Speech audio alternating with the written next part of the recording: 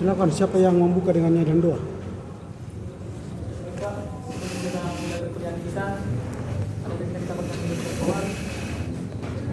Mampirlah dengar doaku.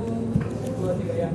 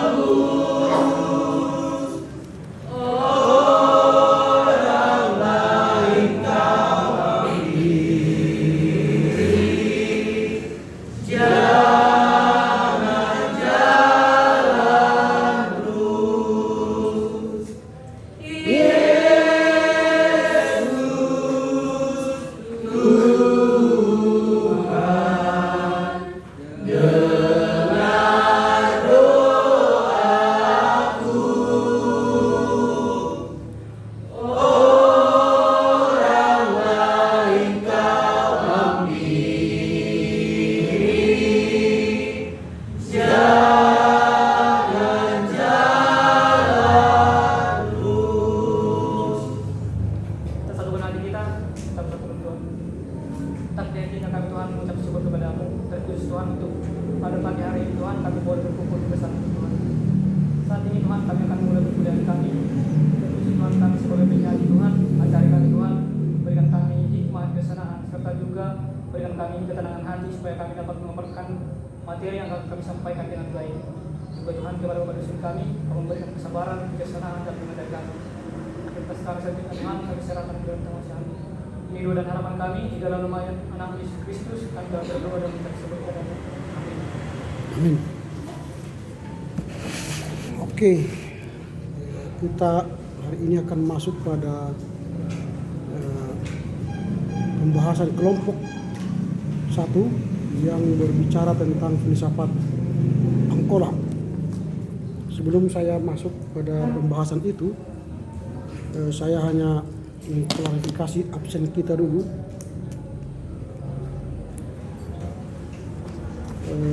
Agnes, Amelia, Amos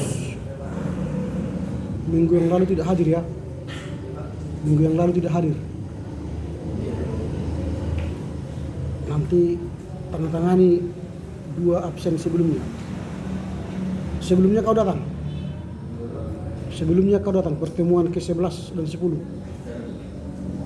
Oke, Andres, Angelica, Asia,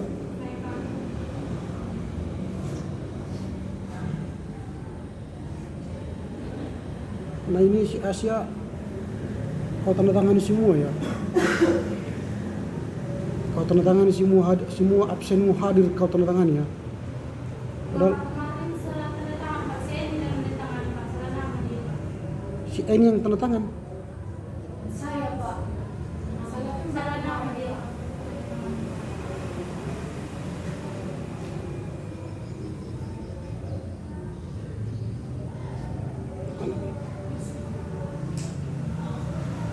Kok bisa salah tanda tangan? Namamu siapa?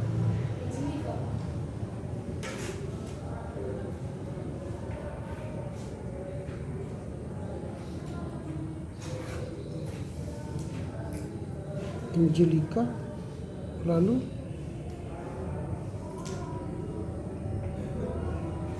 ini dia. Oke, berarti ini nanti absennya harus saya ganti lagi karena bercoret-coret semua ini. Oke, nanti saya perbaiki ya. Minggu depan kita perbaiki lagi.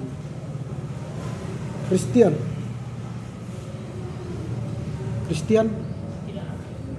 tidak hadir.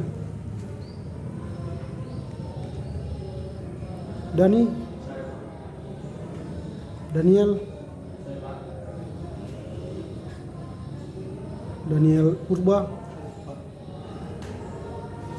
Elkana. Nah, Elkana pun tanda tangani semuanya. 2 pertemuan kedua kemarin kau nggak hadir.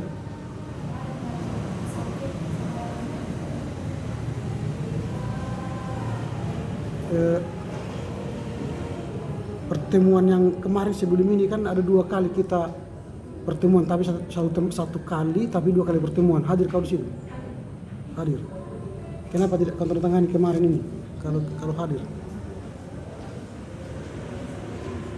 Kan ini 2 kali pertemuan kita dulu. Ya kau tanda tangani semua. Di mana kau sakit nggak ingat kau kan? Ini kan kau tanda tangani semua kan?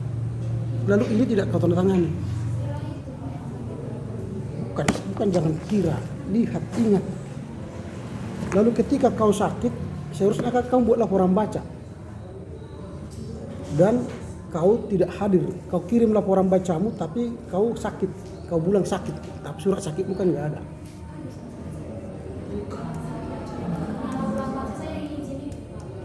Ya, ketika kau izin, kau pikir kau sudah lolos laporan baca, enggak.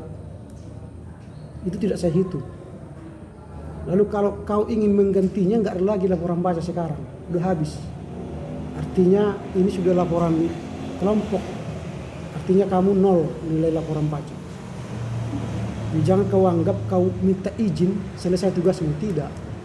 Anda tak hadir, seharusnya presentasi di sini, kau tak hadir itu artinya 0 nilaimu. Gitu ya. Jangan kau anggap ini sepele. Kau izin ke kampung, kau pikir lebih penting kampungmu daripada saya. Kalau kau menganggap ini penting, usahakan ini penting, bukan kampung. Makanya 0 ya. Nanti ingat tanggal berapa kau sakit, tanggal berapa kau izin, tulis di sini. Ini semua kau tanda tangan. Jujurlah pada dirimu ya. Efrata,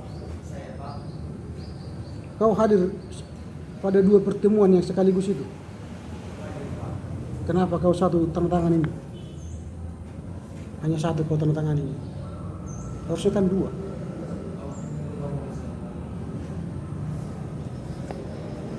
Fierre, kau hadir minggu yang lalu? Sebelumnya kau hadir?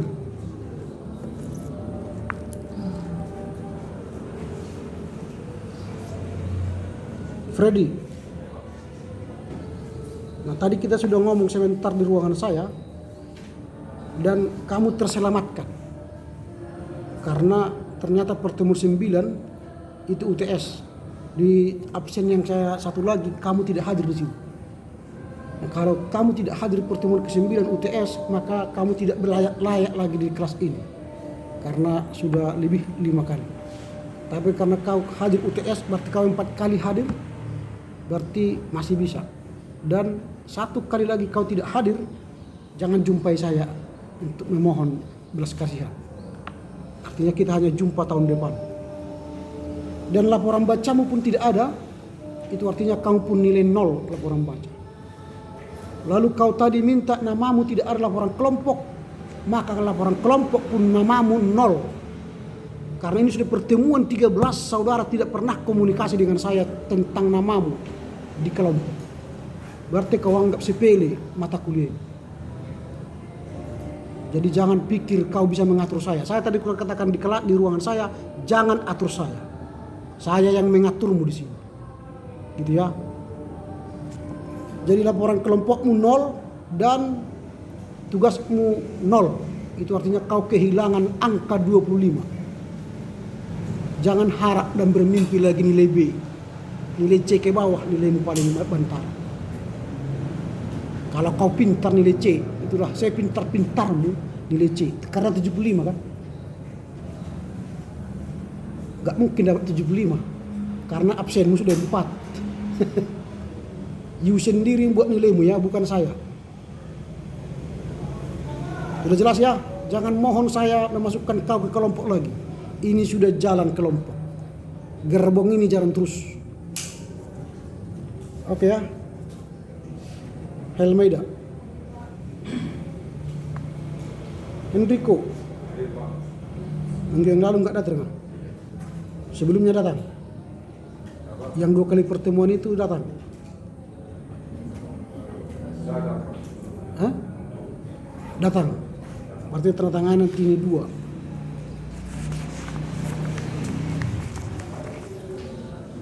History. Iverson, Iwan,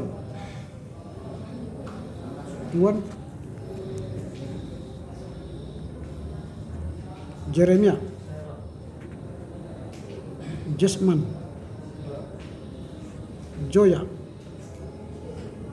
Nah ini pun saya sudah telepon tadi ini. Absen dia hari ini sudah 6 kali. Saya sudah peringatkan kemarin, sakit apapun, entah apapun istilahnya, sama saja.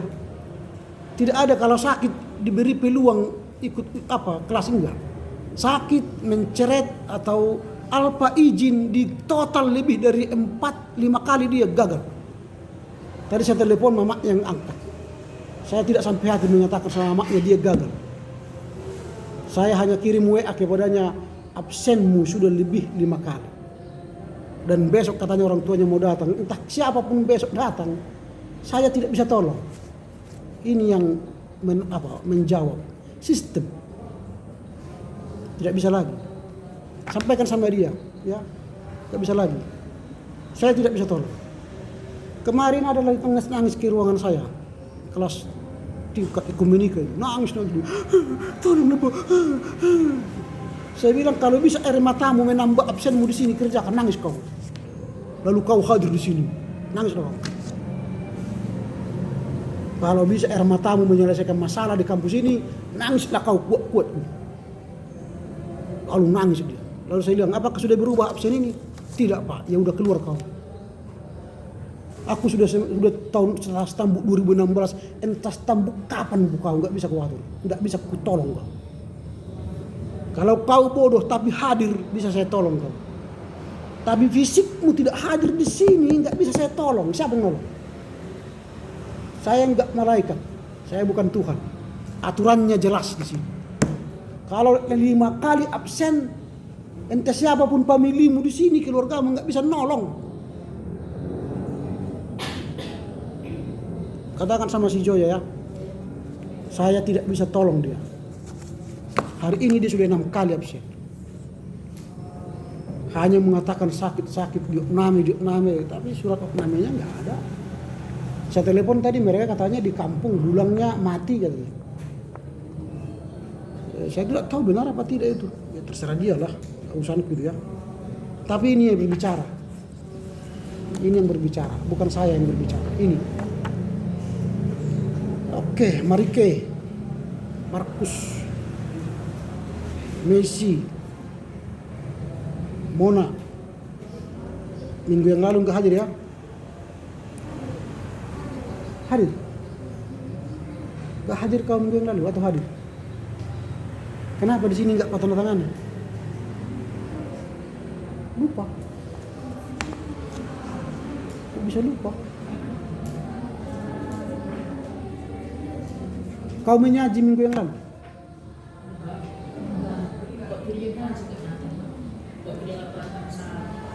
Dua minggu kemarin Pak, itu tidak datang.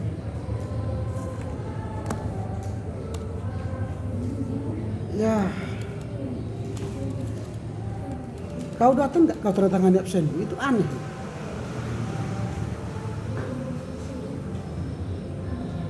Mona. Iya, Mona, kau belum ada laporan bacamu. Karena kau kirim, kau nggak hadir. Sama kasusnya dengan dia. Nilaimu 0 ya untuk laporan baca. Kau hanya punya kesempatan memperbaiki dirimu di tugas kelompok.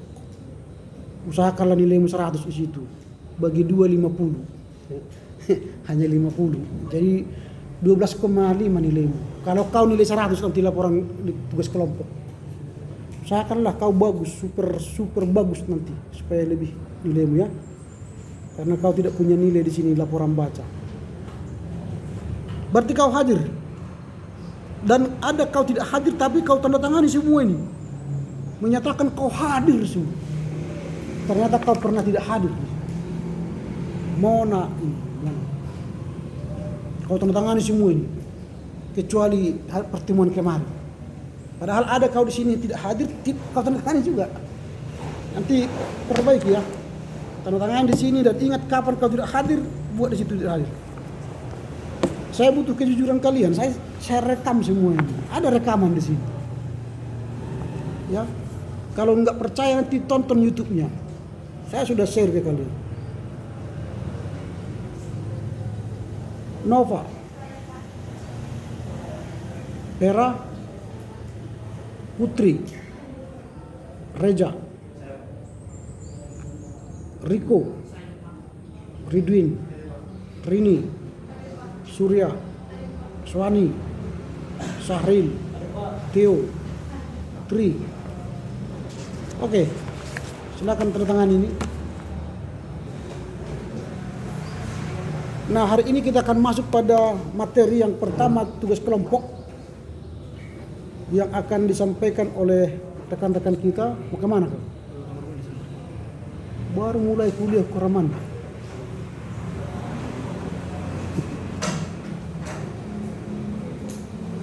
Saudara Sahril, Riko, Daniel, Surya, Jeremy, dan Fiera itu kan untuk kelompok ini. Ini kelas B kan? Iya Pak, tapi sebelumnya kan Pak, kami tidak mengetahui Fiera masuk kelompok kami Pak. Dan sudah 1 minggu dikirim Pak, baru saudara Fiera menanyakan saya kelompok kalian kenapa tidak mengajak saya gitu Pak. Loh. Mana si Fiera? Kenapa tidak komunikasi kepada mereka? Ya kau yang aktif, kau ke belakangan kau masuk. Enak kali kau diajak ajak. Kau yang tanya. Saya masuk kelompok kita ya, teman-teman. Gitu, apa yang bisa tolong? Jangan setelah mau selesai kau masuk. Jadi nama dia tidak ada di sini. Iya Pak, karena kami juga sewaktu kita pemilihan kelompok, kami sudah mencatat dan sudah memasukkan ke grup Jojo Waringin Pak. Jadi kami, memang saya pun pribadi tidak mengetahui bahwasannya Fiera kelompok kami Pak. Tapi kan sudah kirim perbaikan silabus. Enggak kalian baca itu. Saya baca Pak, tapi mungkin nggak terapa kali sama Fiera kemarin Pak. Dan dia tidak menghubungi kalian. Tidak ada Pak, dan sudah seminggu dikumpul itu Pak, baru sekarang dikabari oleh saudara Fiera. Artinya tidak ikut dia kerja kelompok itulah. Iya Pak. Berarti dia nol kelompok ya. Hati-hati, sudah saya katakan siapa yang tidak ikut kerja kelompok nilainya 0. Ya, jadi jangan main-main. Ini pun nanti saya tahu mereka siapa tidak kerja kelompok. Dan saya nilai mereka nanti. Oke, kita mulai ya. Lalu silakan baca, sampaikan apa yang menjadi apa kalian, hasil penyemuan kalian. Nanti kita diskusi. Silakan kelompok.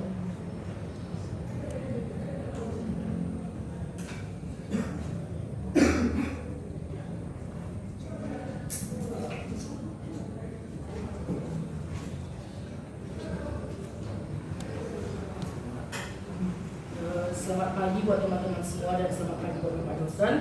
Kami dari kelompok 1 mengenai tentang filsafat Angkola akan dibacakan dahulu oleh Daniel Purba.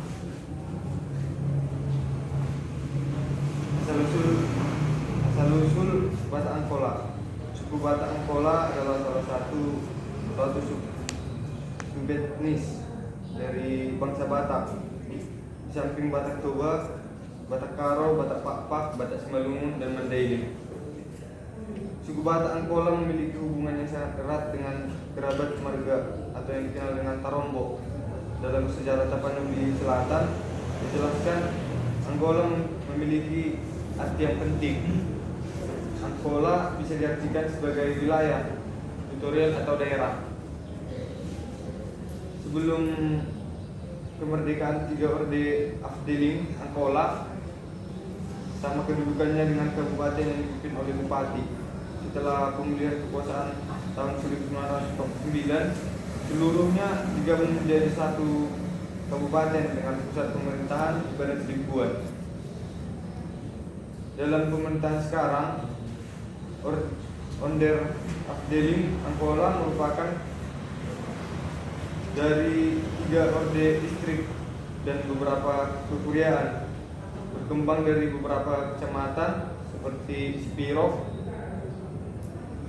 telah dipecah atau dimemarkan menjadi beberapa kecamatan, antara lain Spiro, Arsek,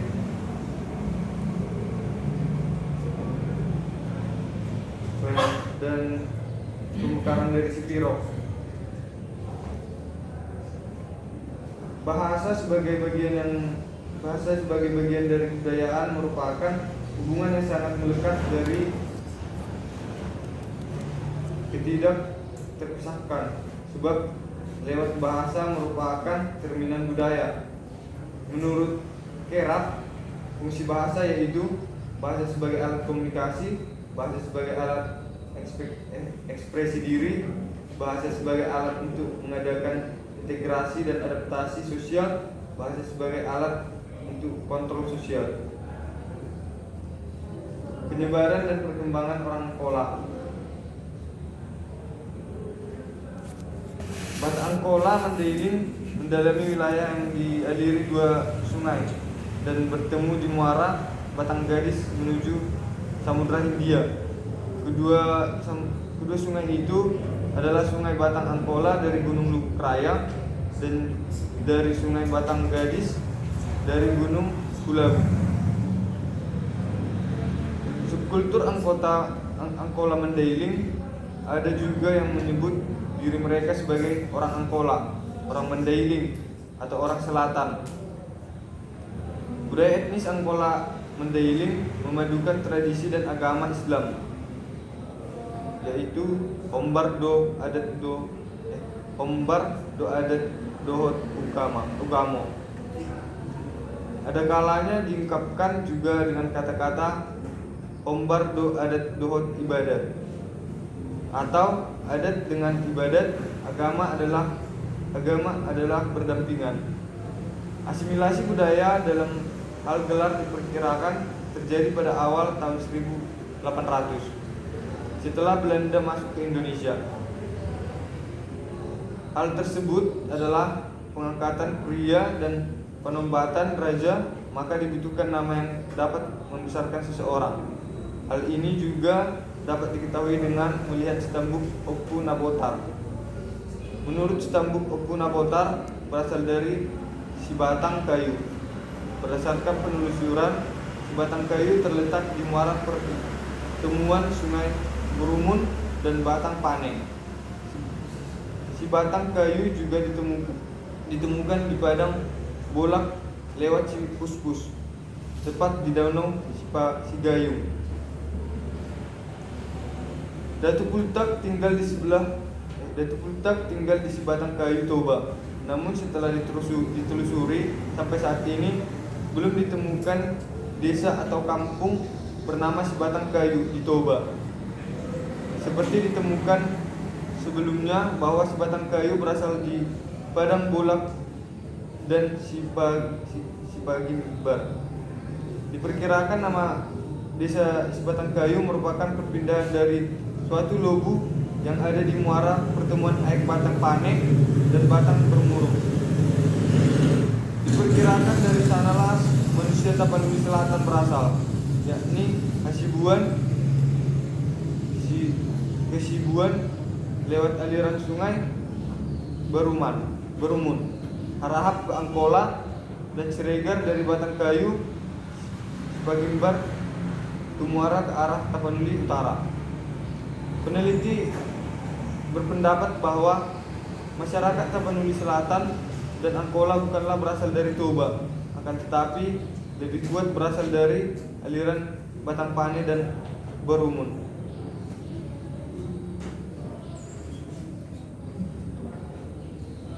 Selanjutnya dilanjutkan oleh Gremian.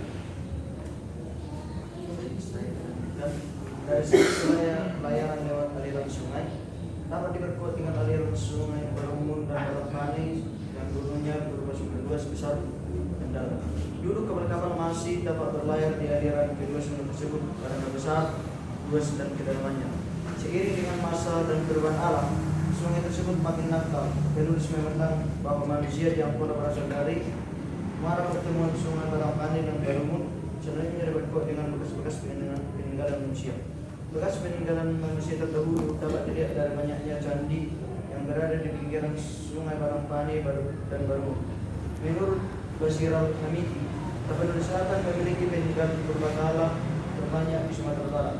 Peninggalan tersebut berupa candi biara, patung, dan prasasti, terutama terbesar kawasan Padang Lawas. Peninggalan purbakala daerah ini diperkirakan dibuat antara abad ke-11 dan abad ke-13. Bahkan ada yang diperkirakan pada abad ke-9. Peninggalan tersebut tentu ada kaitannya dengan penyebaran penduduk berbagai di Tapanuli Selatan. Penulis hanya mengemukakan beberapa contoh peninggalan purbakala di Tapanuli Selatan. Di Barumut Tengah, dekat dengan Muara Batang Barumut, terdapat biara Sugamutung di Desa Sibarau dan biara Donglang Malanga atau Tandiran. Di Barambulak terdapat candi Bahar Sadar, Bahar Dua, Bahar Tun, dan pulau yang terletak di Desa Pertiwi. Desa tersebut berjarak 18 km dari Gunung Tua yang berderet di tepi Barangpani. Candi lain di Kecamatan Barambulak adalah Bara, Rondanan, dan Aruban. Kemudian di aliran Sungai Bulu yang bermarak di Batang Barumut terdapat biara Sangkinon, dan biara Bagaran Bira di Bagaran Bira. Selain itu masih banyak lagi peninggalan purbakala yang menjadi bukti bahwa perjalanan manusia bukanlah dari Toba tapi dari aliran sungai. Banyak candi dan peninggalan purbakala tersebut membuktikan bahwa manusia sudah lama bermukim yang pola. Sesuai dengan perkiraan abad pembuatan candi tersebut, yakni sekitar abad ke-12, tentu saja 1 atau 2 abad sebelumnya manusia sudah terlebih dahulu membentuk pemukiman dan membangun tempat tinggal. Biasanya setelah penduduk banyak, barulah dibangun tempat peribadatan dengan cara gotong royong dan kerjasama. Proyek keempat, proyek kelahiran Batang Pola. Dalam keempat yang berupa masyarakat pasti yang gerakan secara virtual yang dilakukan pada waktu tertentu, terutama dalam acara kelahiran. Karena acara tersebut segalakan mengikuti lingkaran hidup manusia, maka dinamakan upacara lingkaran hidup atau life cycle seremonis. Pada masa sebagian dari acara tersebut sudah jarang dilakukan. Faktor penyebabnya adalah kesulitan ekonomi. Kesulitan ekonomi menimpa masyarakat menyebabkan orang-orang tidak sanggup lagi menyelenggarakan upacara selingkaran tersebut. Beberapa upacara budaya kelahiran Batang Pola yaitu 1. Upacara tubuh. Dulu dan bahkan sampai sekarang orang-orang di Sibiro menyelenggarakan upacara untuk menyambut kelahiran bayi. Menurut tradisi Sibiro, upacara bayi itu diselenggarakan dengan keselamatan bayi. Sejak lahir tumbuh menjadi anak kecil, tapi pada masa sekarang bayi hanya beberapa saja yang diselenggarakan. Bayi yang baru lahir laki-laki maupun perempuan haruslah disambut dengan suatu upacara yang disebut dengan bangun-bangun di dalam sorak. Bangun-bangun tersebut dapat diartikan sebagai sarang, misalnya di dalam pada Batak atau maupun Batak Toba pun sering dicampur pada makanan yang melahirkan bayi. Bahan-bahan tersebut bisa dicampur dengan makanan sebagai bahan pokok sayuran. Diselenggarakan upacara tersebut guna membangkitkan semangat hidup bayi sekaligus untuk memohon umur panjang dan kesejahteraan pada masa hidupnya. Upacara bangun-bangun di dalam sorang diselenggarakan pada waktu bayi itu lahir dan dipotong besarnya dan dimandikan. Seekor ayam jantan yang besar haruslah disembelih dan dimasak dan akan disajikan di atas piring besar yang dilengkapi dengan sebutir telur ayam direbus yang sudah dikupas yang dipakai menjadi bahan untuk membuka atau menunggu tawari bayi.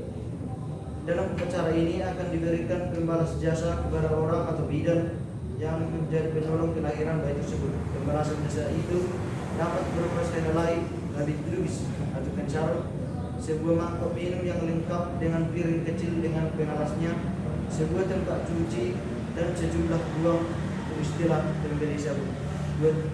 Yang kedua kami persilakan untuk saudari Najwa. Upacara yang kedua yaitu upacara memotong rambut bayi.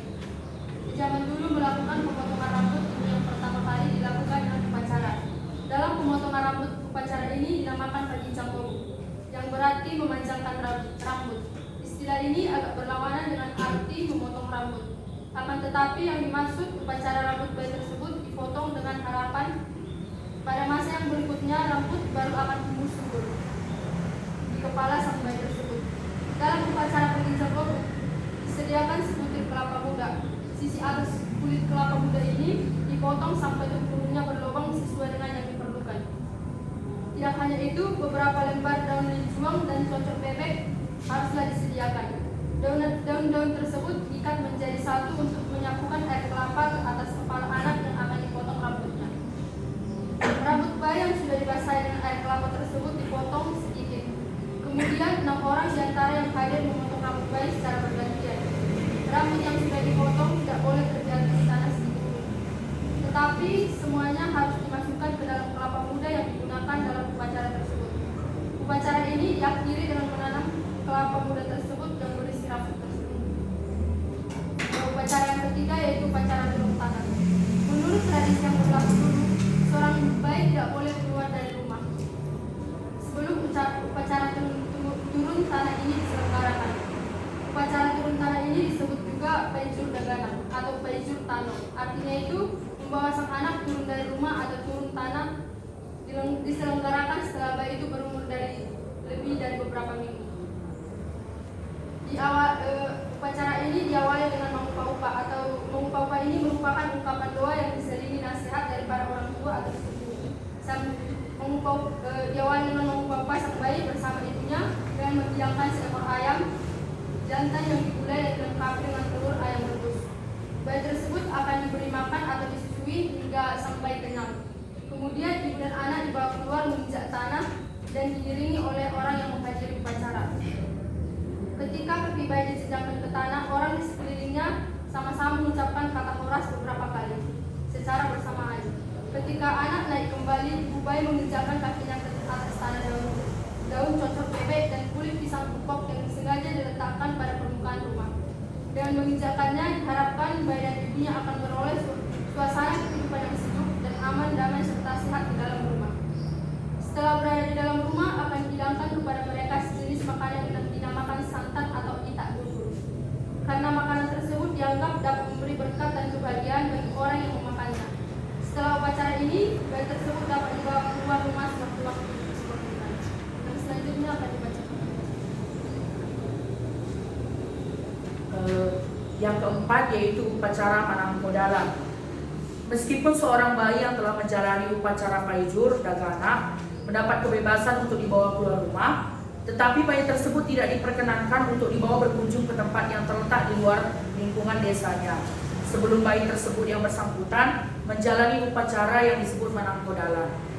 Menurut ketentuan tradisi, dalam menjalani upacara manangkodalan, di mana seorang ibu itu harus membawa bayinya pertama kali berkunjung ke suatu tempat tertentu, di mana tempat itu adalah tempat dari luar desanya yang sedang berlangsung suasana keramaian yang menggembirakan. Nah, misalnya sebuah pesta perkawinan atau hari pekan. Tetapi pada saat ibunya pulang dari tempat yang bersangkutan tersebut, sang bayi bersama ibunya harus membawa oleh-oleh yang mengandung rasa manis. Pemberian oleh-oleh yang mengandung rasa manis itu yaitu dipandang sebagai suatu perbuatan baik yang akan mendatangkan imbalan berupa kesenangan dan kebahagiaan hidup bagi sang bayi dan orang tuanya, dan limpahan rezeki bagi para kerabat mereka. Sehingga setelah menjalani upacara ini, maka bayi yang bersangkutan mendapat kebebasan untuk dibawa berkunjung ke berbagai tempat-tempat yang terletak di luar desanya. Yang kelima, upacara mangumpah dagana tubuh. Mangumpah dagana tubuh merupakan suatu upacara yang biasanya diselenggarakan secara besar-besaran oleh keluarga untuk memberi berkat atau menempung tawari anak, terutama anak panggoran atau anak pertama. Di samping sebagai penempung tawaran anak, upacara mangumpah dagana tubuh juga merupakan ungkapan rasa syukur dan gembira dari keluarga yang telah mendapatkan anak teristimewa anak pertama.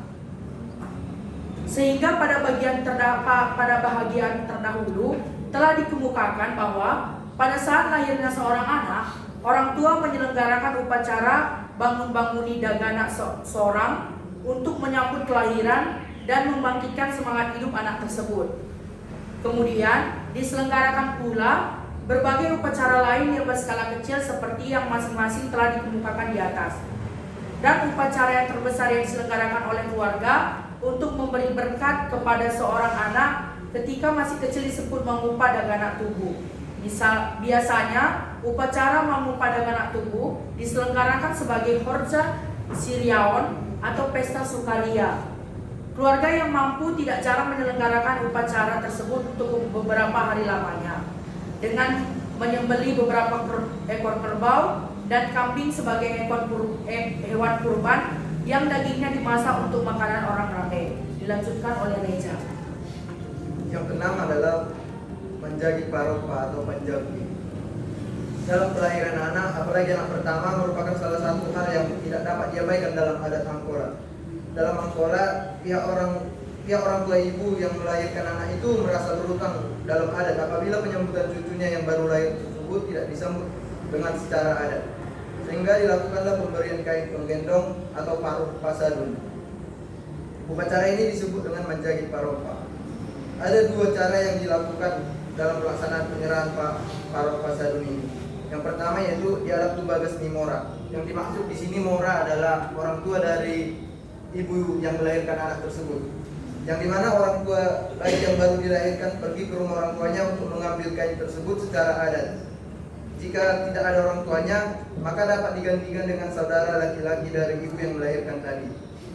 Cara yang kedua yaitu ditaruh mora tubagas anak boru, yang dimana pihak mora mengantarkan secara adat ke rumah orang tua anak yang baru lahir tersebut. 2.5 Pemikiran dan pandangan filsafat Angkola tentang kelahiran.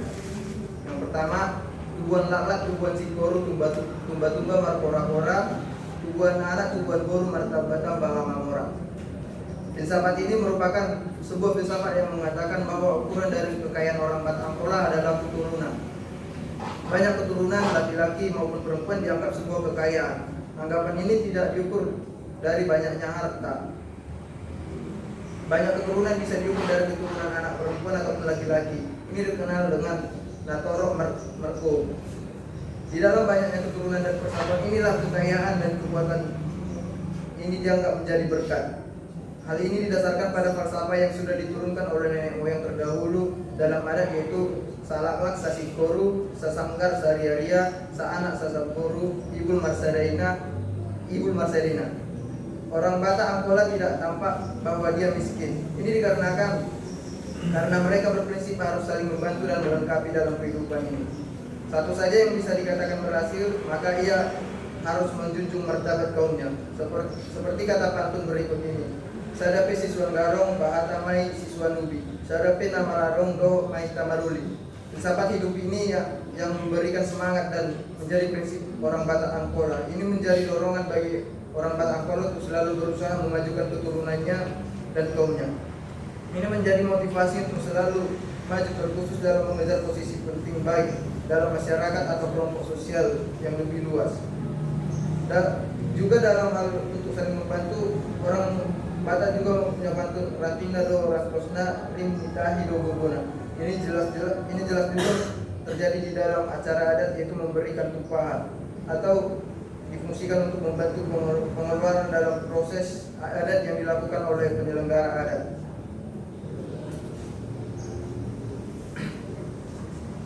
Nenek moyang Batak juga mengajarkan muda torok marahanggi, torok musema markum.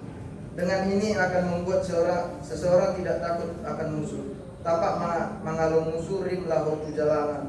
Ini juga dapat dikaitkan dengan mengapa orang Batak menganggap keturunan adalah kekayaan. Jika banyak keturunan, tidak akan menutup kemungkinan akan ada di antara mereka yang sukses dalam kehidupannya. Ini menjadi tolak ukur pemikiran orang Batak.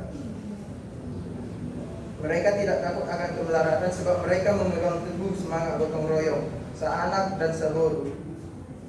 Dari pemahaman ini jelas bahwa rasa tolong menolong itu sangat melekat dalam diri orang Batak. Ini dalam konteks sekarang masih berlaku dalam hal yang tidak banyak orang Batak yang hidup melarat dibandingkan dengan suku-suku yang lain. Akan dilanjutkan oleh saudara saya. Kesimpulan, filsafat hidup ini masih terbukti. Kesimpulan dari 2.5 yaitu tentang pemikiran dan pandangan Angkola tentang kelahiran. Filsafat hidup ini masih terbukti zaman sekarang. Boleh kita lihat dari suku Batak memiliki rasa kepemimpinan. Ini bukan hanya tergila-gila hormat, tetapi mereka juga teladan dalam tindakan nyata. Bisa dikatakan terhitung orang Batak Angkola yang melarat. Menurut orang Batak Angkola, orang yang takut lapar tidak akan sanggup memelihara kehidupan anaknya. Atau ini dalam makna langsungnya disebut kamalosok maroha atau bisa juga disebut pemalas. Prinsip orang Batak Angkola tentang persatuan terlihat jelas dalam hal makan bersama dalam sebuah keluarga. Dalam orang Batak Angkola juga selalu ada rasa saling membantu. Jadi tidak dibatasi oleh ayat tidaknya seseorang. Kalau ada kekurangan, maka kerabat atau ahang giboru ataupun teman sahutan, mereka tidak akan lepas tangan dalam melihat keadaan tersebut. Mereka akan membantu dalam pemberian tumpahan. Kalau ruang lingkupnya dan ini kalau ruang lingkupnya dalam adat. Inilah ajaran menurut orang Batak Angkola. Rating ratosna primitahi dulugona. Artinya memang banyak ranting, tetapi itu bukan menjadi pembeda, tetapi itu adalah persatuan atau yang menjadi kekuatan, dan itu dan makna langsungnya kekuatan yang benar adalah persatuan. Mangumba dan anak tubuh. Upacara adat ini merupakan acara yang ditujukan untuk menepung tawari atau memberkati seorang anak yang baru lahir, terutama anak pertama. Salah satu pantunnya yaitu Tugur ni bulu tolang, nungnek marbula dua, sipurlah homa godang, pepenglah homa tua. Arti dari yang tersimpan dalam falsafah ini yaitu agar anak cepat dewasa dan juga memiliki usia yang panjang.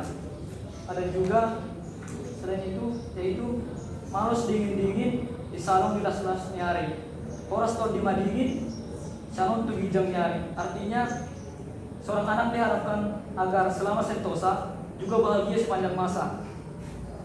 Juga orang tua mengharapkan seorang anak menjadi berbudi luhur dan pandai menjaga kekerabatan atau kekeraban pada kaumnya. Ini dapat terlihat dalam falsafahnya yaitu hidup namari balo, ugari namaruhum, isuk namar pangalaho, malomse marko. Artinya agar anak diharapkan menjadi bijaksana dan berperilaku bijaksana dalam berperilaku serta pandai dalam pergaulan. Kesimpulan, suku Batak Angkola adalah salah satu subetnis dari bangsa Batak. Selain dari Batak Karo, Batak Toba, Simalungun, Pakpak, dan Mandailing. Suku Batak Angkola memiliki hubungan yang sangat erat dengan kekerabatan marga atau disebut dengan tarompo. Dalam sejarah Tapsel, Angkola mengandung arti penting yaitu wilayah, teritorial atau daerah. Di dalam kehidupannya, kelompok masyarakat pasti menyelenggarakan upacara ritual yang dilakukan pada waktu tertentu dengan mengikuti lingkaran hidup mulai dari saat kelahirannya.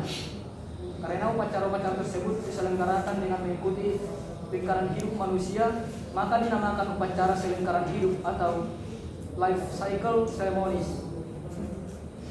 Dalam tradisi Angkola, banyak upacara-upacara sebagai pandangan hidup masyarakat sebagai bentuk atau pandangan dari kelahiran, sehingga adanya muncul pemikiran tentang filsafat kelahiran dalam suku Batak Angkola untuk melakukan tradisi mangumba anak yang telah lahir sebagai ungkapan rasa syukur dalam sebuah keluarga dengan lahirnya keturunan baru.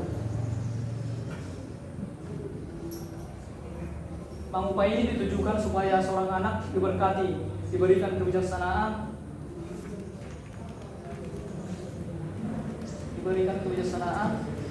juga diharapkan anak menjadi bahagia sepanjang masa serta selamat dalam kehidupannya. Demikian pemaparan dari materi kami kembalikan ke Bapak dosen. Terima kasih. Oke, baik. Terima kasih kepada kelompok yang telah memberi kita pemantik untuk diskusi kita dalam rangka mengerti apa yang disebut dengan filsafat Angkola. Nah, karena itu kita akan menyempurnakan sajian mereka dengan pemikiran-pemikiran kita.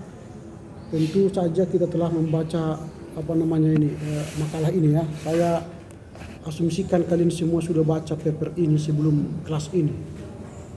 Dengan demikian kalian sudah punya catatan untuk memberikan tanggapan. Kalau bertanya soal kesalahan-kesalahan itu tidak tempatnya di sini. Yang saya inginkan nanti dari kita ialah apa kontribusimu yang akan membangun pemikiran kita bersama supaya kita semua yang hadir di sini mengerti apa itu filsafat Angkola. Jadi jangan mencoba mengkritisi kalimat yang salah, huruf yang salah dan sebagainya. Itu bukan bagian kita. Bagian kita sekarang ialah berdiskusi supaya paper ini bagus. Tentu selain pemikiran yang mereka sampaikan di sini, saudara mungkin punya pemikiran lain, maka silakan berkontribusi ya, supaya nanti ditambahkan oleh kelompok kepada perbaikan 1 minggu ke depan. Oke, silakan siapa yang memberi tanggapan, respon terhadap paper ini. Sebutkan ya, nanti disebutkan namanya. Silakan. Mulai dari sini.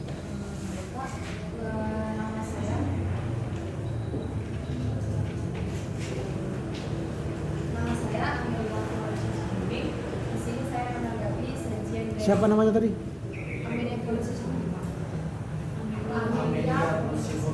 Oke, silakan. Sudah cukup menarik. Dan di sini saya menambahi sebagian dari sajian kelompok itu dibuat di 2 asal-usul Angkola. Jadi di sini penyaji ada membuat bahasa sebagai bagian dari kebudayaan merupakan hubungan yang sangat melekat dan tidak terpisahkan. Namun di sini yang kalian buat itu cuma menurut Kera, dan itu dalam buku internasional. Yang saya tambahin di sini itu ragam bahasa Batak Angkola itu sendiri. Yang saya dapat itu ada 5. Yang pertama itu Hata Somal,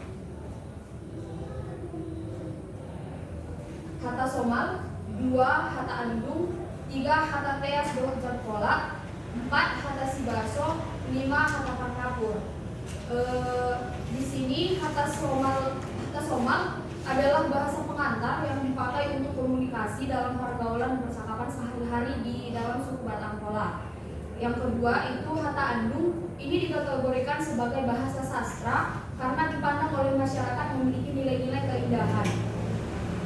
Pemakaian Hata Andung sangat luas dalam upacara adat perkawinan atau kematian, seperti pada tradisi mengandung atau meratap, makkobar, marjamita, dan mengupa-upa atau upacara untuk memanggil tondi guna membangkitkan semangat hidup seseorang.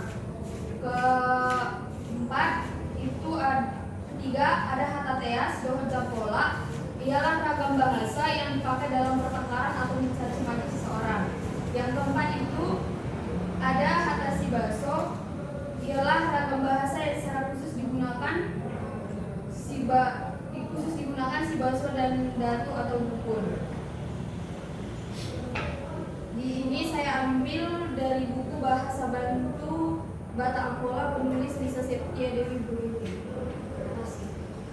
Oke. Silakan yang kedua tadi siapa? Di sini saya Nama, silakan sebut nama. Nama saya Efrata Basanta Sendiri. Siapa? Efrata Basanta Sendiri. Ya, silakan.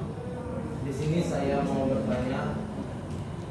Sajian dari penyaji sudah bagus, tetapi karena tadi di sini diambil dari kelahiran, tolong nanti penyaji menambahi dari proses 7 bulanan. Apakah ada di dalam adat Batak Angkola proses 7 bulanan dan proses-proses lainnya sebelum menuju kelahiran? Jadi saya mengharapkan penyaji bisa menyertakan di dalam sajian di perbaikan nanti. Terima kasih Pak. Oke, silakan yang berikut. Namanya, sebutkan nama. Saya Ferhani Bapak. Di sini saya akan menambahi mengenai upacara Horja Godang mengaku dana tubuh. Dalam kegiatan upacara Horja Godang mengaku dana tubuh dilakukan permohonan agar diberi izin dan doa oleh raja-raja adat, sehingga upacara dapat berjalan lancar tanpa kekurangan. Upacara tersebut dilaksanakan tergantung niat pemilik hajatan untuk melaksanakan berapa hari. Zaman dahulu dilakukan sampai 7 hari 7 malam, kemudian menjadi 3 hari 3 malam. Namun belakangan dipersingkat oleh masyarakat, seperti untuk Horja Godang mengaku dana tubuh ini lebih sering dilaksanakan 1 hari 1 malam. Dalam upacara tersebut, kegiatan manortor merupakan salah satu kegiatan utama dalam upacara adat tersebut. Dalam upacara tersebut terdapat beberapa jenis tortor dalam rangkaiannya. Tortor dilaksanakan sesuai dengan struktur kekerabatannya. Nah, ada beberapa kelompok dalam upacara tersebut. Yang pertama yaitu tortor surut bolon, dilakukan oleh orang tua bayi. Yang kedua, tortor kahandi, yang dilakukan oleh kelompok saudara laki-laki bayi. Yang ketiga itu tortor hambar surut, yang dilakukan oleh kelompok semarga ayah bayi. Yang keempat, tortor anak boru, yang dilakukan oleh sekelompok keluarga ibu bayi. Yang kelima itu tortor pisang raut, yang dilakukan oleh anak boru dari anak boru orang tua bayi. Yang keenam itu tortor hato balmon, yang dilakukan oleh kelompok orang yang dituakan di dalam desa. Yang ketujuh itu tortor harajao, yang dilakukan oleh sekelompok orang yang dianggap memahami adat istiadat. Yang kedelapan itu tortor orang kaya, yang dilakukan oleh orang kepercayaan ataupun tangan kanan raja adat. Dan yang kesembilan itu tortor panusunan bulung, yang dilakukan oleh ibu dari bayi raja adat. Nah, itu saya ambil dari jurnal Unimed, nanti saya akan kirim. Oke. Siapa lagi? Ada lagi yang mau menyampaikan masukan? Oke, silakan. Oh ya, silakan. Ini kan penyaji membahas Sebutkan namamu. Ya. mengenai budaya kelahiran Batak Angkola, yang dimana membahas tentang upacara tubuh, pemotongan rambut dan lain sebagainya. Dan di sini kan penyaji menyampaikan bagaimana cara-caranya, tetapi penyaji tidak menyampaikan akibat jika salah satu dari hal-hal tersebut tidak dilakukan. Jadi lebih baik penyaji membuat akibat jika ada satu tradisi yang tertinggal. Oke. Itu dulu untuk termin pertama ini, silakan direspon oleh kelompok.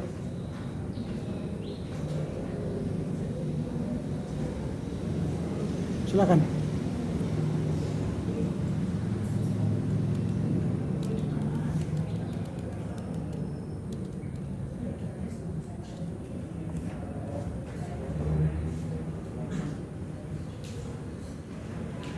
Baik, kami dari kelompok mengucapkan terima kasih kepada teman-teman yang sudah menyangga dan sudah menambahi dari hasil riset kami, dan di mana kami nantinya akan menambahi materi-materi dari kawan-kawan semua yang menambahi untuk perbaikan makalah kami demi kebaikan makalah ini juga. Terima kasih.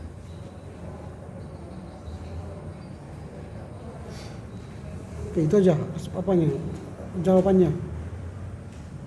Oke, sekarang kita buka termin kedua. Silakan. Dari sana ke belakang. Silakan. Saya akan memperkenalkan Bapak Nama. Hendrik Waloh, Pak. Dari sajian pertama, saya melihat bahwa pantun dalam penyampaian pemikiran orang Batak Angkola merupakan salah satu cara Batak Angkola menyampaikan filsafatnya ataupun perkembangan filsafatnya. Dan juga generasi selanjutnya ataupun keturunan di filsafat Angkola ini memang sangat dijunjung tinggi, sehingga banyak sekali upacara tentang untuk generasi selanjutnya.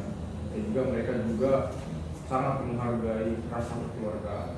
Itu tanggapan untuk saya, dan juga saya ingin memberikan beberapa tambahan tentang arsitektur tradisional Angkola,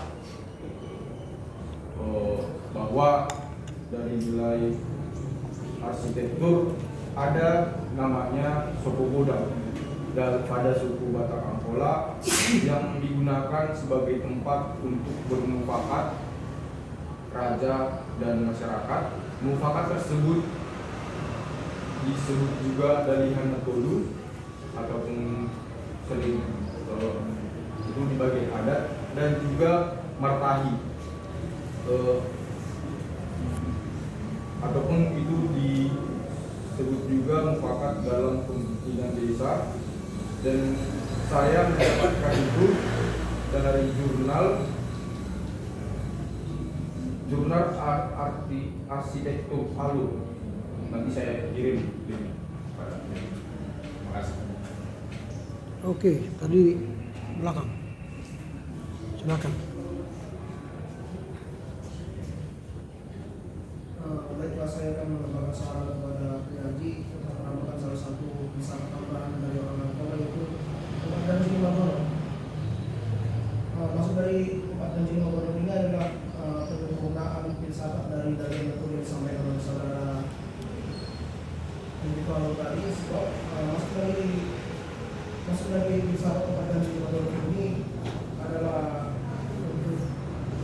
untuk pembicaraan tentang filsafat tersebut mengenai adat tidak lagi didominasi oleh kelompok dari Natolu, tetapi di luar kelompok dari Natolu itu sudah bertambah 2 kelompok lagi yang diakui sah menurut adat, yaitu Ula-Ula dan Pisang Laut. Ula-Ula ialah Mora atau Kaya, sedangkan Pisang Laut adalah Anjung. Dengan munculnya dua kelompok adat tersebut, maka dalam pembicaraan adat terdapat sendiri unsur Mahaanggi, anak guru Mora, yang disebut dengan dari Natolu, mengingat masyarakat adat Batak Angkola bergerak dinamis mengalami perkembangan sehingga muncullah kelompok baru, yaitu Ula-Ula dan Pisang Laut yang tidak mewakili dalam unsur dari Natolu. Sebagai tambahan pendapat dari filsafat dari Natolu, sehingga hal itu cukup perlu ditambahkan. Sekian. Oke. Silakan. Tadi namanya tadi siapa? Ya, silakan tadi. Saya ingin tanya sisi pertanyaan. Tadi ada lagi, sebelah sini. Enggak. Ya, silakan.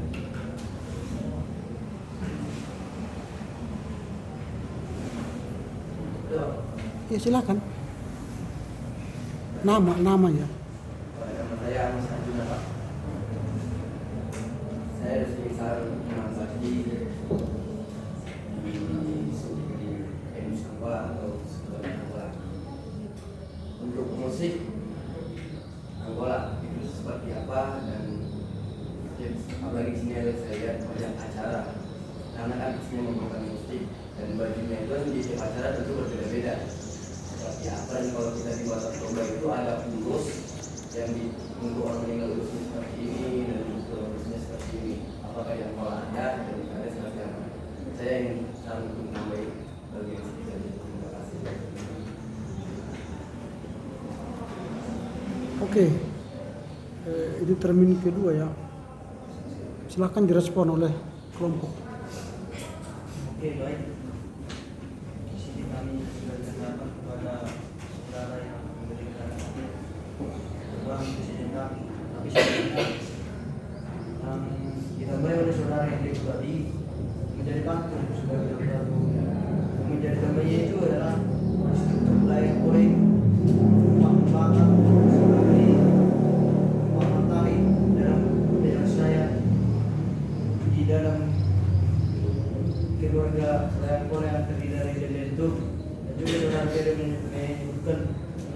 tersebut sebagai budaya yang sebagai tahap akhir dari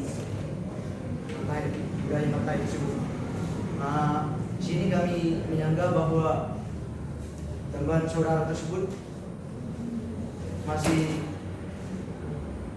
tidak terfokus dalam kajian kita hari ini, karena kajian kita hari ini mengenai tentang filsafat kelahiran, bukan tentang budaya. Tetapi kami akan menambahkannya sedikit dalam kajian kami. Dan kepada saudara Amos Arjuna Marbul, dalam budaya dalam suku Batak Angkola terdapat budaya-budaya musik itu atau musik yang digunakan atau bagian adatnya. Kami akan menambahkannya sesuai dengan bahan dari saudara Amos. Terima kasih.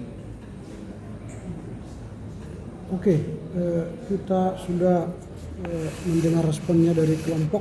Nah, sekarang kita akan mendengarkan termin yang ketiga ya. Kalau masih ada yang memberikan pertanyaan yang membangun, yang hendak menambah masukan kepada kelompok, kami serahkan kembali. Silakan, siapa yang mau bertanya? Ada? Silakan. Oke, silakan. Baik, pada penyaji saya ingin bertanya. Nama.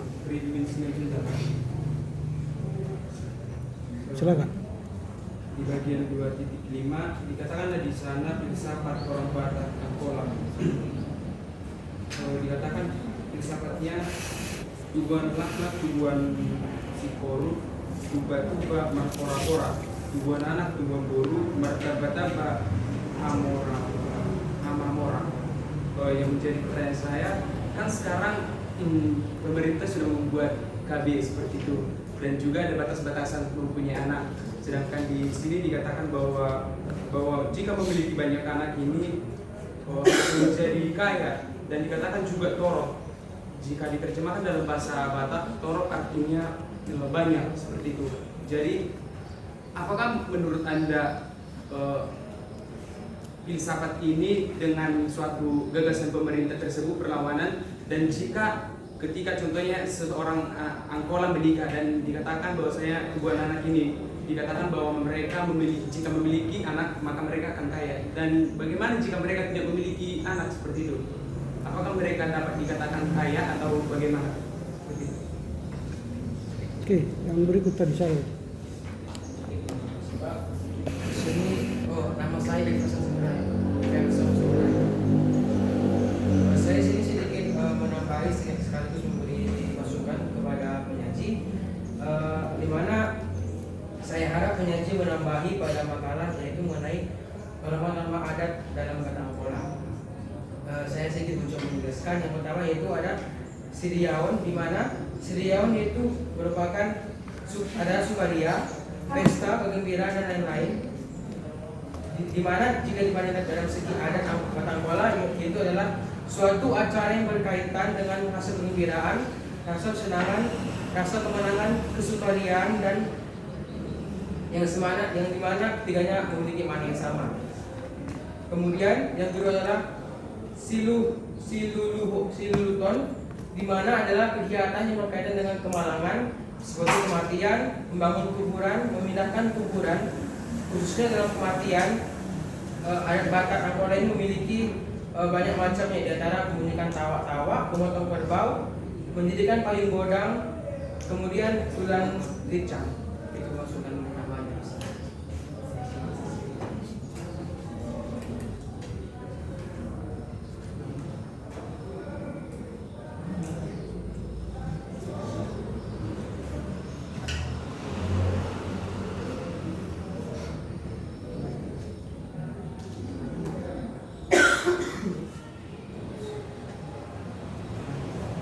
Kalau sedang terjadi kelas, jangan ada kelas di kelas gitu. Kita sedang kuliah di sini. Kita menghargai orang yang ngomong, mendengar orang yang ngomong gitu. Jangan ngomong di dalam kelas lagi. Ini bukan kelas kalian, ini kelas filsafat. Saya sedang mengajar. Kalau kalian mau ngomong, kalian keluar bertiga, keluar sana. Sana kalian ngomong. Kan saya beri kesempatan bertanya. Saya beri kesempatan memberi tanggapan. Jangan ngomong di situ. Atau ada yang mau kalian sampaikan? Silakan. Kalian bertiga. Silakan. Apa yang kalian mau sampaikan? Silakan. Ayo. Silakan kalian bertiga. Silakan. Jadi Pak, mereka ingin bertanya Pak tentang Iya kan kau sudah diberi bertanya. ingin bertanya sama Pak. Jadi ingin bertanya sama Pak. Kenapa kau bertanya sama mereka? Kalau ingin bertanya sama Pak. Mengapa mereka bertanya sama kau? Kau rupanya dosen di sini. Ini video Pak. Ini kan sedang menyaji di sini, bukan bertanya kepada kau.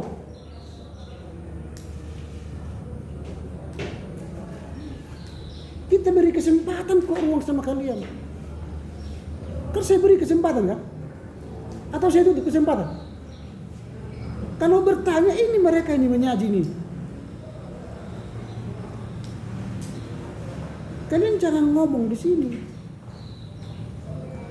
Kita punya giliran masing-masing.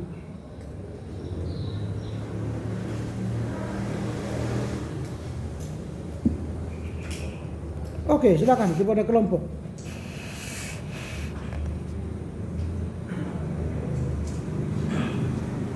Baik, saya akan menjawab pertanyaan dari saudara Fikri. Menurut kami kelompok terkait dengan masalah program yang dijalankan oleh pemerintah seperti kami itu memang jelas berlawanan dengan apa yang dimaksud dengan tujuan dari filsafat ini. Yang dimana di filsafat ini dijelaskan jika banyak keturunan maka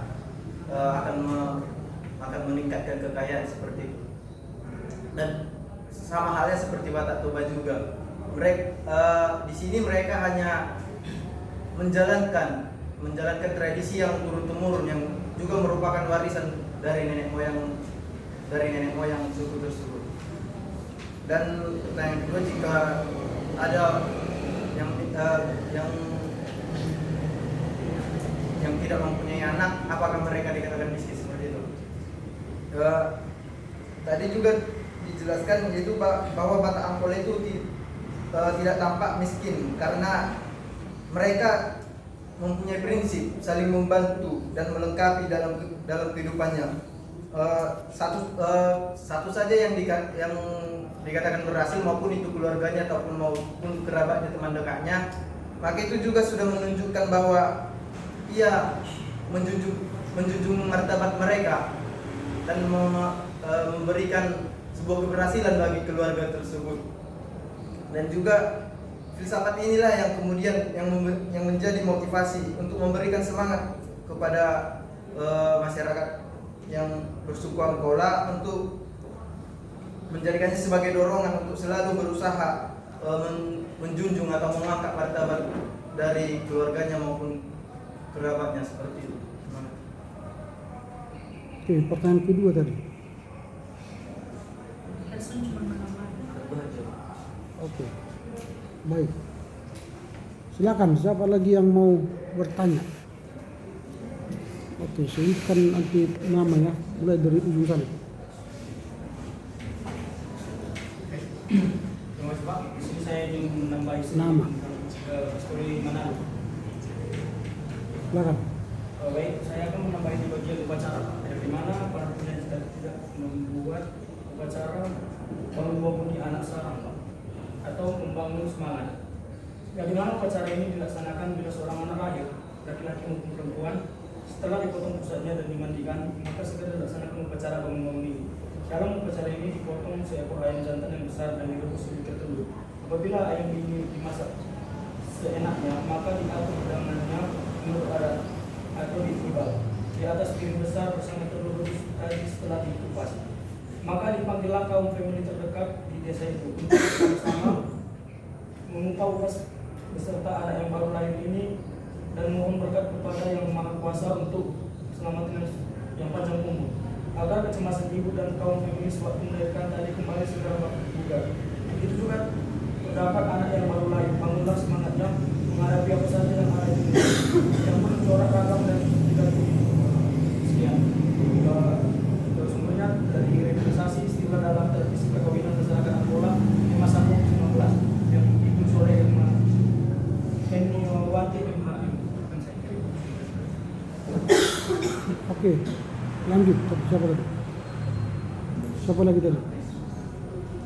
Silakan. Silakan. Saya ingin bertanya, nama saya Agnes Tarigan. Pertanyaan saya, dalam sajian ada dikatakan budaya etnis Angola memadukan tradisi dengan agama Islam.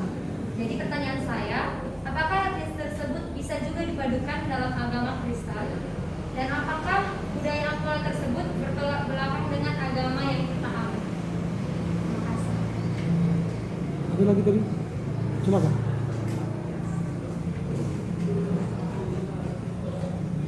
Baik, saya ingin sedikit bertanya di bagian 2. Nama saya Muslim Pak. Siapa? Di paragraf ketiga ada dikatakan banyak orang mengenal kata Angola. Tapi banyak yang orang mengenal etnis Angola. Baru ini kan ada 4 poin. Yang pertama adanya penutupan semua penduduk Papua Selatan merupakan suku Mandeli. Yang kedua terbatasnya penutur sejarah budaya Angola. Dan yang ketiga ada kurangnya minat generasi mempelajari sejarah asal-usul masyarakat Angola. Dan yang keempat ketidakpedulian mempelajari adat istiadat dan budaya. Jadi tanya gitu, apa sih yang menyebabkan dari 2, 3, 4 ini yang menyebabkan kurangnya terbatasnya penutur sejarah budaya Angola dan kurangnya minat generasi serta ketidakpedulian mempelajari adat istiadat. Sedangkan di bagian kesimpulan itu sama-sama kita melihat ada dikatakan bahwa suku Batak Angola memiliki hubungan yang sangat erat dengan kekerabatan marga atau dikenal dengan Tarombo. Mengapa demikian? Terima kasih. Oke, cukup. Silakan kelompok responden.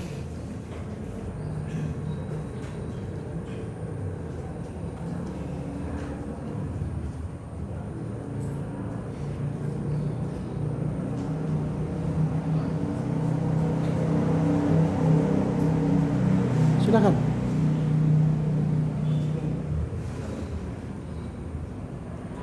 Silakan, siapa ini? Ini siapa namanya? Siapa? Silakan jawab pertanyaan mereka.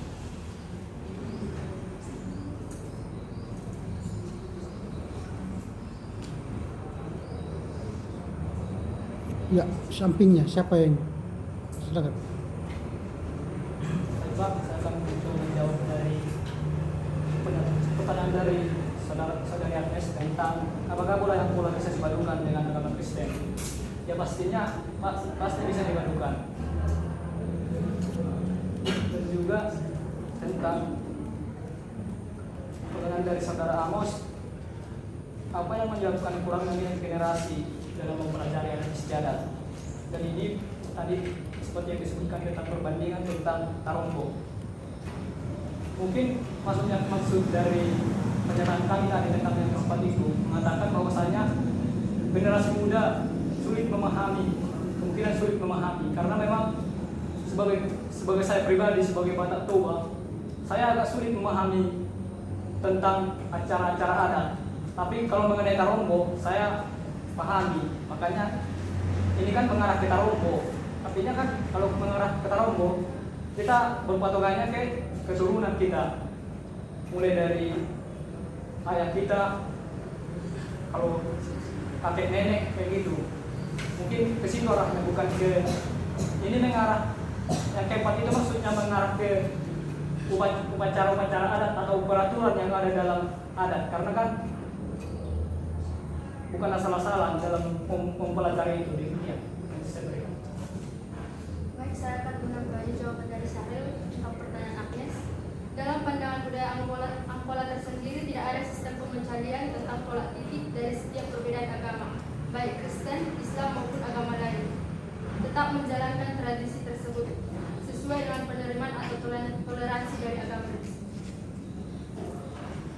Baik, saya akan mendapat pertanyaan dari Amos. Mengapa adanya kurang minat bagi generasi muda untuk mempelajari sebuah tradisi dari Angkola tersebut? Nah, saya ingin menjawab bahwasanya mungkin dari saya sudah menjelaskan gimana tentang sebuah trombona. Sekarang banyak generasi muda kurang adanya paham atau kurangnya ada dorongan terhadap diri sendiri untuk mempelajari budaya tersebut, sehingga mungkin seseorang generasi muda itu berharap orang tuanya akan mengajari mereka gitu. Tetapi terkadang juga orang tua dengan kita, karena kita mungkin yang sudah merantau atau kemana-mana, mungkin apalagi kita seorang generasi muda yang tinggal di kota Medan gitu kan, mungkin kita hanya sekedar tahu asal usul kita saja, kita tidak mendalami dari mana sebenarnya marga yang kita anut tersebut.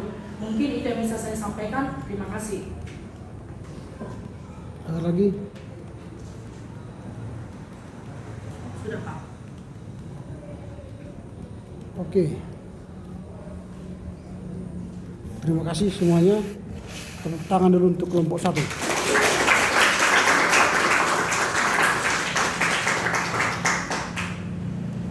Jadi nanti minggu depan dikirimkan minggu depan ya perbaikannya.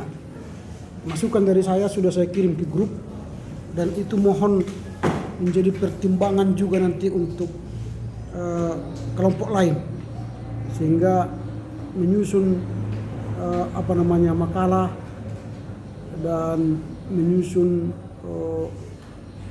tugas kelompok harus mengikuti aturan penulisan karya ilmiah ya. Jadi supaya diikuti cara-cara menulis karya ilmiah. Saya kurang tahu apakah kalian sudah terima itu dulu di mata kuliah lain, tapi yang selalu saya lakukan dalam penulisan karya ilmiah harus memenuhi standar ya, standar. Saya sudah kirimkan di grup contoh bagaimana menulis karya ilmiah yang standar di kampus. Kalau apa yang kalian sampaikan itu hanya menyampaikan dalam sebuah karya ilmiah, misalnya judul, lalu pendahuluan, lalu pembahasan, lalu juga kesimpulan, ini pekerjaan anak SMA ini. SMA yang tidak ilmiah. Kalau tulisan karya ilmiah itu sudah saya kirim di grup, ada langkah-langkah menulis karya ilmiah. Tapi itu tidak saya jelaskan di sini karena ini bukan mata kuliah penulisan karya ilmiah. Saya asumsikan kalian sudah menerima itu di mata kuliah lain, penulisan karya ilmiah dan metodologi penulisan, dan kita sekarang mempraktikkan ilmu-ilmu yang kalian terima itu. Lalu saya mencoba membuat karya kelompok dengan tata cara penulisan karya ilmiah. Nanti minggu depan perbaikannya harus mengikuti tata cara itu ya, jadi perbaiki. Banyak hal yang harus kalian perbaiki di paper ini.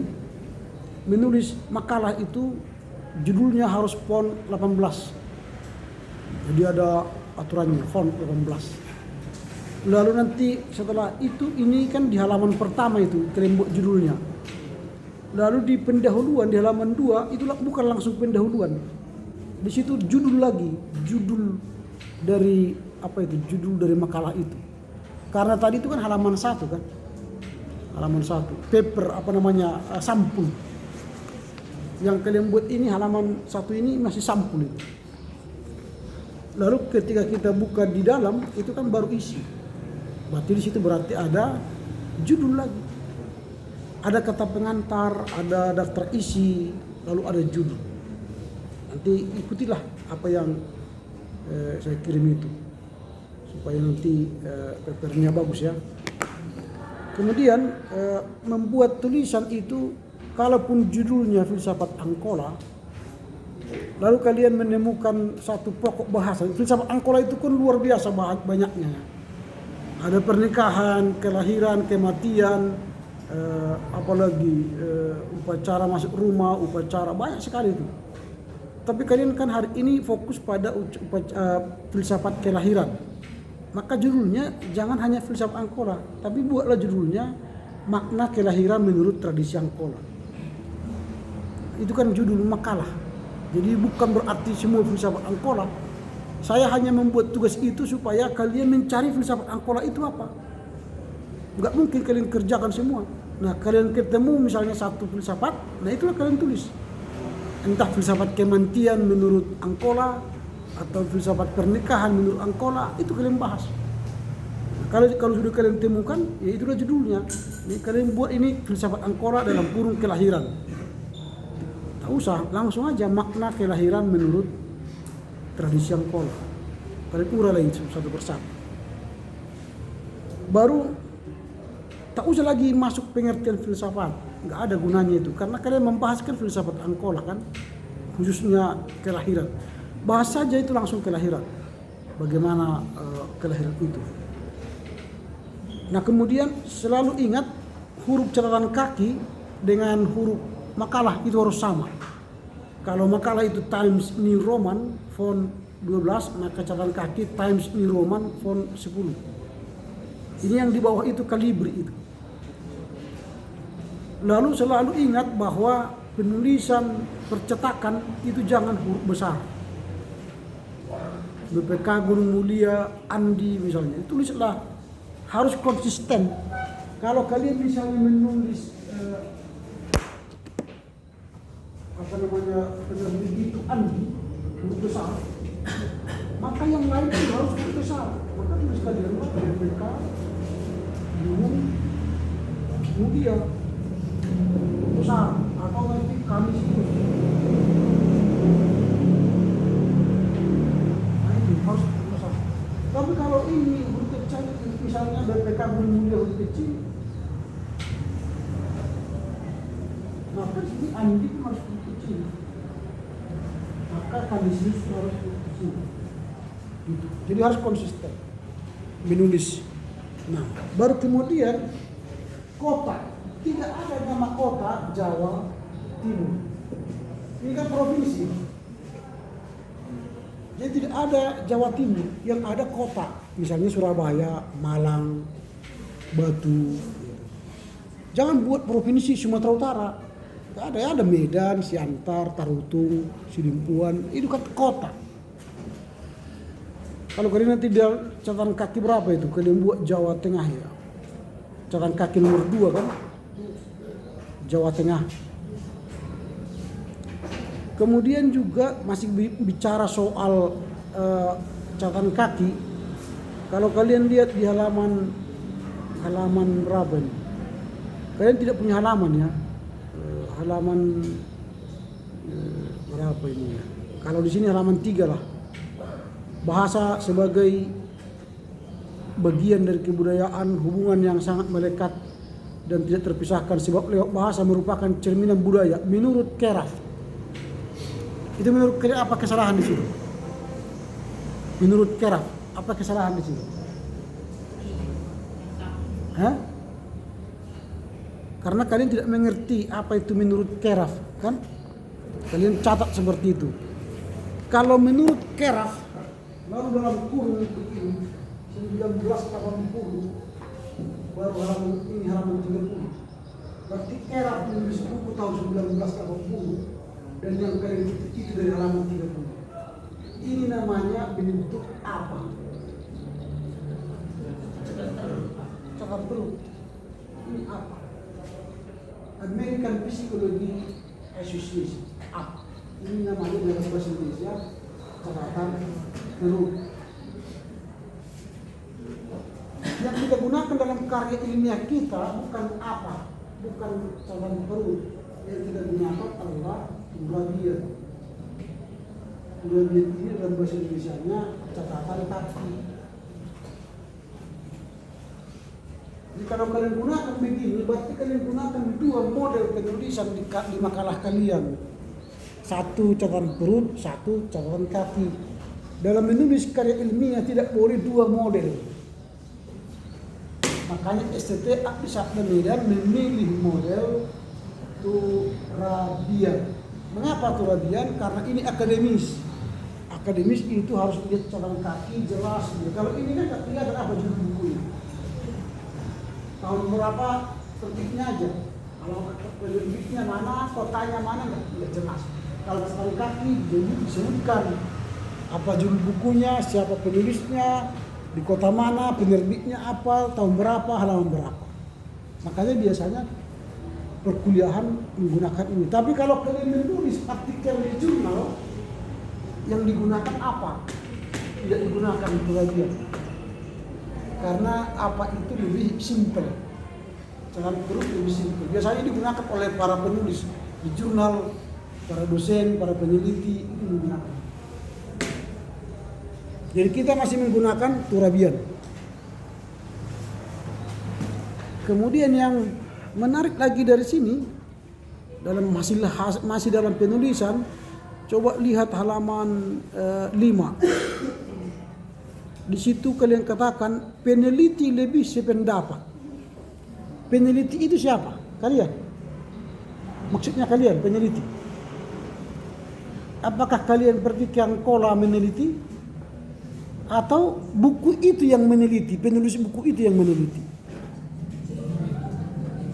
Makanya dalam menulis karya ilmiah hati-hati. Jangan angkat jeplak semua.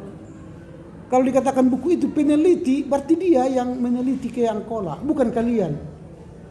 Maka sebutlah menurut siapa yang menulis buku itu. Dia yang meneliti, bukan kalian yang meneliti. Lalu di bawahnya lagi, penulis di halaman 6. Penulis hanya mengemukakan. Siapa penulis itu? Kalian kah? Atau masih peneliti tadi? Atau penulis buku itu? Jadi hati-hati kalau mengutip buku atau membaca buku. Jangan angkat semua. Ini semua kalian angkat, tapi kalian nggak ngerti di mana ini semua kota-kota ini. Nggak ngerti ngapain kalian sebut ini. Padahal tidak ada hubungannya dengan kelahiran anak ini, kan? Ini nggak ada hubungannya. Capek kalian menulis-nulis ini.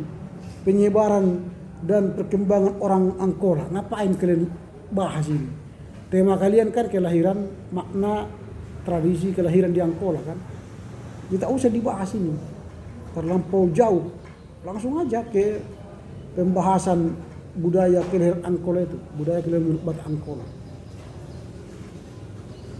Nah ini ya, baru setiap bahasa daerah diterjemahkan ke bahasa Indonesia. Nah kalau kalian tidak mengerti bahasa Angkola, ya cari orang Angkola menerjemah. Itu karya ilmiah. Jadi kalau kalian sebut ini semua bahasa ini, anak tubuh, apalagi ini bangun-bangun di dana seorang, bangun-bangun di dana seorang, apa artinya itu? Mengupah-upah, itu harus diterjemahkan. Semua yang berkaitan dengan bahasa di luar bahasa Indonesia buat miring dan terjemahkan. Itu hanya sedikit catatan yang saya buat. Bukan berarti hanya itu. Yang lain pun yang berbau bahasa daerah terjemahkan dan buat miring. Itu karya ilmiah ya. Baru kemudian kesimpulan itu tidak boleh dua. Kesimpulan itu satu, jangan kesimpulan dari 2.1, kesimpulan dari 2.2, nggak ada itu. Kesimpulan ya satu. Nah kalau ada saran baik, tapi kesimpulan bukan lagi pembahasan. Ini kalian simpulkan pertama, membahas lagi mengupah ganak tubuh. Baru habis kedua terakhir kesimpulan. Lalu daftar pustaka tidak perlu pakai nomor, karena itu bukan bagian dari sistematika. Daftar pustaka tidak perlu pakai nomor. Nah ini catatan saya, nanti kalian perbaiki. Lalu apa itu makna kelahiran? Tadi sudah disebutkan oleh kelompok. Makna kelahiran bagi orang Angkola itu adalah sebuah persiapan, ada persiapan ya, upacara, persiapan bagaimana orang Angkola itu menanti lahirnya seorang bayi. Jadi ada tradisinya. Bahkan setelah lahir pun masih ada hal-hal yang harus dilakukan dulu. Kalau sekarang ini sudah jarang dilakukan ini. Misalnya memotong rambut. Harapannya sebenarnya bukan memotong supaya dia tidak berambut, tetapi mengganti rambut asli supaya lahir atau tumbuhlah rambut yang panjang, yang lebat. Biasanya dilakukan kalau di Jawa itu kan dilakukan oleh pamannya kan. Kalau di Angkola itu dilakukan oleh orang tuanya. Jadi bukan orang lain. Biasanya dipanggil mora, tapi bukan mereka yang menggunting, tapi tetap orang tuanya.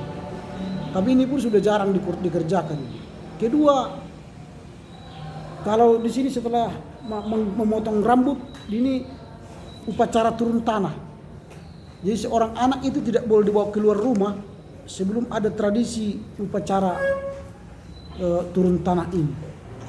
Dulu, kalau sekarang udah jarang ini ya. Ini sebenarnya supaya memohon doanya itu supaya ketika anak itu keluar dari rumah dia dilindungi Tuhan. Ketika dia menginjak bumi dia dilindungi Tuhan. Itu sebenarnya intinya. Supaya bisa dia, kalau dulu kan masih kuat animisme ya, roh jahat.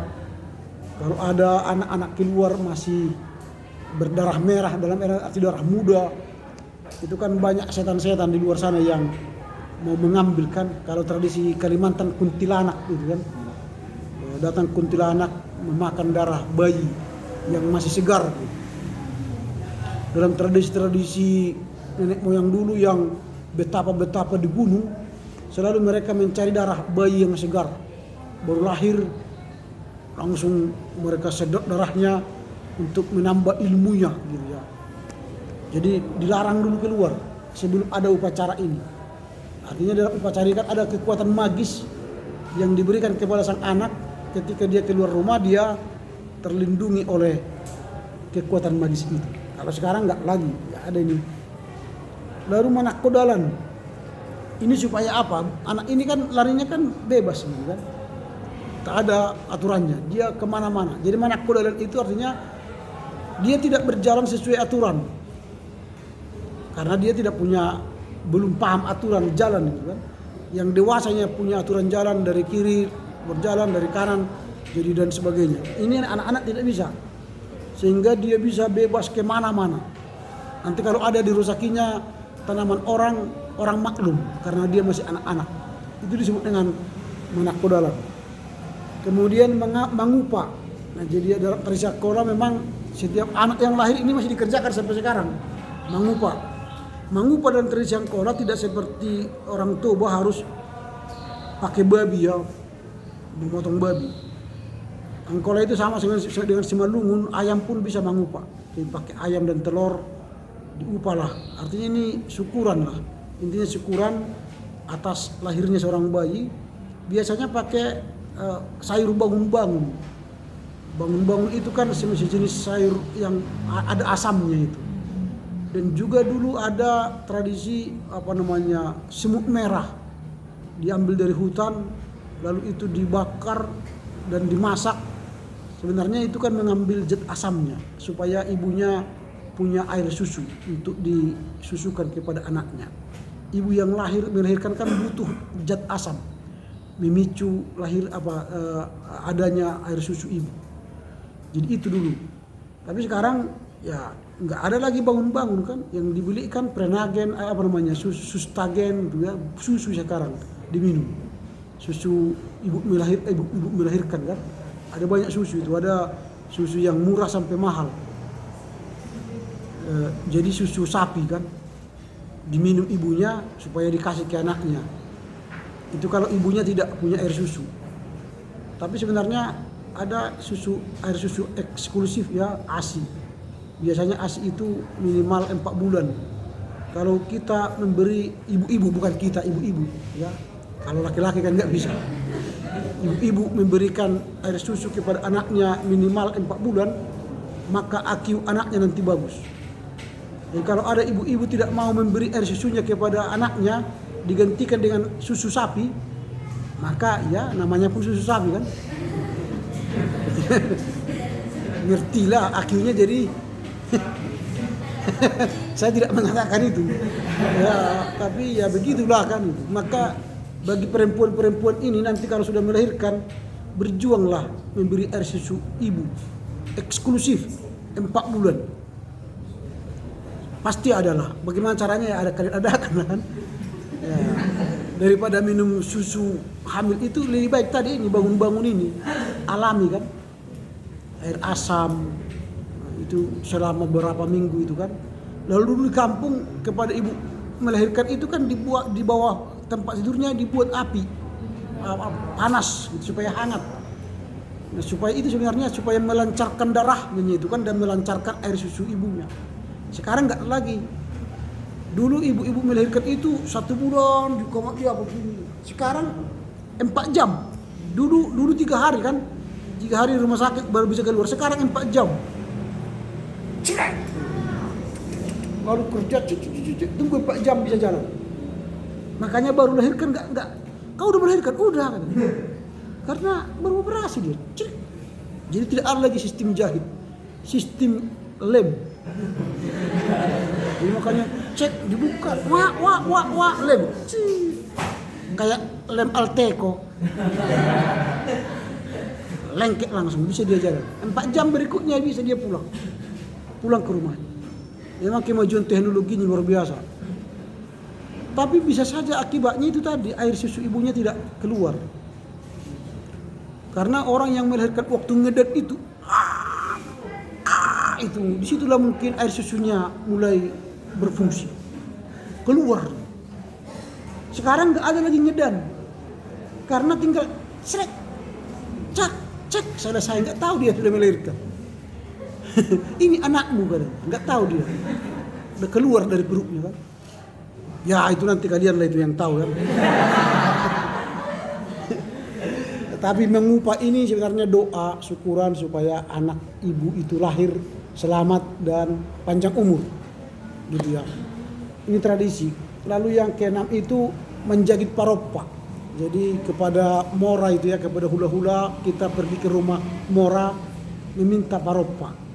Harapannya ialah supaya anak lahir ini punya gendongan. Kalau sekarang kan tidak ada lagi paropa kan, sudah pakai alat kan. Ceret, ikat di sini, ceret. Jadi bayi bukan di sana lagi, di sini. Kayak kanguru. Kalau di sini kan nggak kelihatan kan? Kalau di sini bisa kelihatan. Hai. Mau tidur tinggal tuk, nah, aman. Kalau naik sepeda motor pun aman. Kalau di belakang nggak tahu kita apa dikerjakannya. Nah, jadi paropa sebenarnya tidak relevan lagi kan kalau dalam definisi paropa. Maunya nanti kalau ada orang tua anaknya datang mengenal paropa ya beli aja dari Tokopedia kan, langsung beli yang ini bukan paropa lagi. Ya, pakai apa namanya itu gendongan bayi gitu. Cerak. Lebih nyaman, lebih terjamin. Paropa ini sakit di sini. Saya dulu waktu punya anak tidak mau pakai paropa. Karena nanti bau badan ya, jadi ingin diopa terus. Kita kan pelayanan. Kalian pun nanti jangan coba-coba anak kalian digendong. Nanti dia terbiasa. Sehingga mau ditidurkan pun atau digendong atau diayun. Jangan, saya tidak mau. Saya biasakan dia tidur. Nangis dia sampai tertidur. Nah, terbiasa dia tidur sendiri, kita bisa melayani. Kalau ada orang menggendongnya untuk menidurkannya saya larang. Jangan. Nanti saya capek kita gini-gini. Dibangun di jam 12, capek kita kan nggak bisa istirahat. Jadi usahakan alatihlah dia tidur sendiri sehingga tidak capek kita. Dia sejak lahir sudah saya ajar mandiri, sampai sekarang pun akhirnya mandiri. Jangan dimanja, anak itu jangan dimanja, nanti cengeng. Anak-anak yang cengeng itu adalah anak-anak yang dimanja. Saya tidak mau memanjakan anak. Oke, ini sudah lalu kalian sudah buat, nanti perbaikilah ya, sudah ada pemasukan dari saya, tambah masukan dari teman-teman tadi. Kalian harus catat. Saya sudah dengar mereka bertanya dan memberi masukan, mereka sudah terujuk buku-bukunya. Kalian tidak masukkan nanti diperbaikan, nilai kalian tidak bertambah dari sekarang. Saya sudah nilai sekarang, berapa nilainya. Nanti setelah kalian kirim minggu depan, maka saya akan masukkan nilai kalian yang akhir, yang final. Oke, silakan siapa yang menutup dengan doa?